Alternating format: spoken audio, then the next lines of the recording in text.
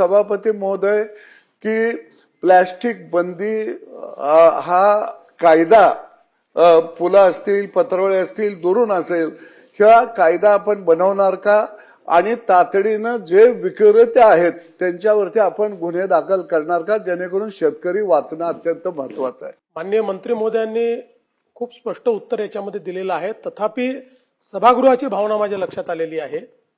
मुळामध्ये प्लास्टिक बंदी आहे पण स्पेसिफिक आज शेतकऱ्यांची जी फुलं आहेत त्या फुलांचं मार्केट प्लास्टिकची फुलं हे मोठ्या प्रमाणात रिप्लेस करतायत। त्यामुळे या संदर्भात स्पेशल डिस्पेन्सेशन आणि स्पेशल ड्राईव्ह ही सभागृहाची इच्छा आहे। त्यामुळे निश्चितपणे त्या संदर्भात आता हे जे काही नोटिफिकेशन आपण प्लास्टिक बंदीचं काढलेलं आहे याच्यासोबत त्याच्या अंतर्गत एक स्पेशल नोटिफिकेशन स्पेसिफिक प्लास्टिकच्या किंवा तत्सम फुलांच्या बंदीच्या संदर्भात स्पेसिफिक मेन्शन करून ते काढलं जाईल। त्याकरता वेगळी यंत्रणा तयार करण्यात येईल आणि महानगरपालिकांना देखील सूचना देण्यात येतील, त्यांनाही अधिकारित्या देण्यात येईल की त्यांनी अशा प्रकारच्या मार्केट्सवर कारवाई करावी।